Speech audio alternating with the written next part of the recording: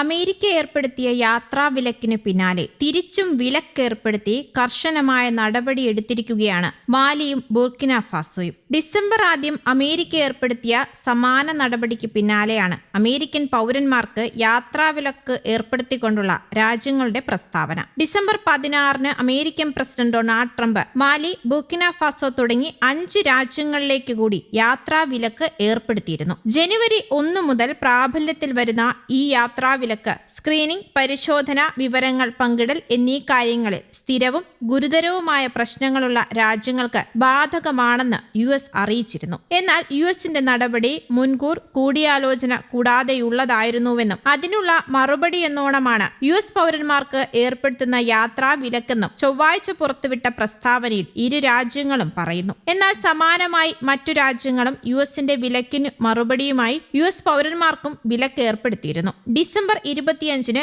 Niger US പൗരന്മാർക്ക് visa നൽകുന്നത് വിലക്കുമെന്ന് പ്രഖ്യാപിച്ചതായി രാജ്യത്തെ നയതന്ത്ര സ്രോതസ്സുകളെ ഉദ്ധരിച്ചുകൊണ്ട് സ്റ്റേറ്റ് മീഡിയ ഏജൻസി റിപ്പോർട്ട് ചെയ്തിരുന്നു. ജൂണിൽ US പൗരന്മാർക്ക് വിസ നൽകുന്നത് നിർത്തിവെക്കുകയാണെന്ന് ചാഡും പറഞ്ഞിരുന്നു. പലസ്തീൻ അതോറിറ്റി നൽകിയ രേഖകളിൽ യാത്ര ചെയ്യുന്നവരെയും മറ്റ് 5 രാജ്യങ്ങളെയും US യാത്രയ്ക്ക് പൂർണ്ണ വിലക്ക് നേരിടുന്ന രാജ്യങ്ങളുടെ പട്ടികയിൽ നേരത്തെ ഉൾപ്പെടുത്തിയിരുന്നു. പട്ടികയിലുള്ള മറ്റ് 12 രാജ്യങ്ങൾക്ക് പുതിയ നിയന്ത്രണങ്ങൾ ഏർപ്പെടുത്തുകയും ചെയ്തിരുന്നു. കുടിയേറ്റത്തിനെതിരായ നടപടികൾ ശക്തമാക്കുന്നതിന്റെ ഭാഗമായാണ് നിയന്ത്രണങ്ങൾ വിപുലീകരിക്കുന്നതെന്നും USനെ ഭീഷണിപ്പെടുത്താൻ ഉദ്ദേശിക്കുന്ന വിദേശികളെ നിരോധിക്കുകയാണ് യാത്രാ വിലക്കുകളിലൂടെയുള്ള നീക്കമെന്നുമായിരുന്നു അമേരിക്ക അറിയിച്ചത്. പലസ്തീൻ, ബുർക്കിന ഫാസോ, മാലി, നൈജർ, ദക്ഷിണ സുഡാൻ, സിറിയ തുടങ്ങിയ രാജ്യങ്ങളെയാണ് പുതുതായി പട്ടികയിൽ ഉൾപ്പെടുത്തിയത്. നൈജീരിയ, കരീബിയൻ രാജ്യങ്ങൾ എന്നിവയുൾപ്പെടെ മറ്റ് ആഫ്രിക്കൻ രാജ്യങ്ങളിലെ പൗരന്മാർക്കും അമേരിക്ക ഭാഗികമായി നിയന്ത്രണങ്ങൾ ഏർപ്പെടുത്തിയിരുന്നു. പലസ്തീനെ ഒരു രാഷ്ട്രമായോ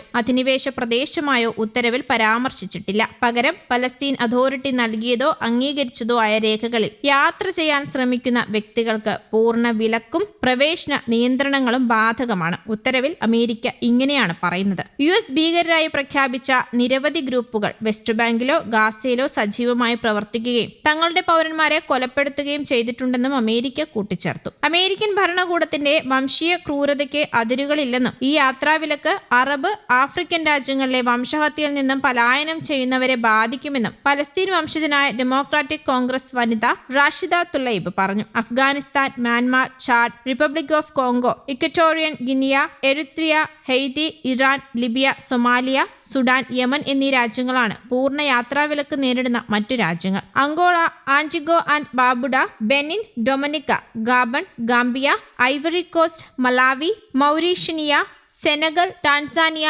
ടോങ്ക, സാംബിയ, സിംബാബ്വെ തുടങ്ങിയ രാജ്യങ്ങളാണ് ഭാഗികമായ നിയന്ത്രണങ്ങൾ നേരിടുന്നത്. അതേസമയം USൽ H-1B തൊഴിൽ വിസ നറുക്കെടുപ്പ് സംവിധാനത്തിന് പകരം പുതിയൊരു സമീപനം സ്വീകരിക്കാൻ ഒരുങ്ങി ട്രംപ് ഭരണകൂടം എന്ന വാർത്തയും ദിവസങ്ങൾക്ക് മുൻപ് പുറത്തു വന്നിരുന്നു. വിസ അനുവദിക്കുന്നതിൽ ഉയർന്ന വൈദഗ്ധ്യമുള്ളതും ഉയർന്ന ശമ്പളം വാങ്ങുന്നതുമായ വിദേശ തൊഴിലാളികൾക്ക് മുൻഗണന നൽകും. ഇത് എൻട്രി ലെവൽ പ്രൊഫഷണലുകൾക്ക് US തൊഴിൽ വിസ നേടുന്നത് കൂടുതൽ ബുദ്ധിമുട്ടുള്ളതുമാക്കും. ഹോംലാൻഡ് സെക്യൂരിറ്റി ഡിപ്പാർട്ട്മെന്റ് നൽകുന്ന അറിയിപ്പനുസരിച്ച് പുതിയ നിയമം ഫെബ്രുവരി 27, 2026 മുതൽ പ്രാബല്യത്തിൽ വരും. ഇത് 2027 സാമ്പത്തിക വർഷം മുതൽ ഏകദേശം 85,000 H-1B വിസകളുടെ വിതരണം നിയന്ത്രിക്കുമെന്നാണ് വിവരം. News desk, Kerala Kaumudi.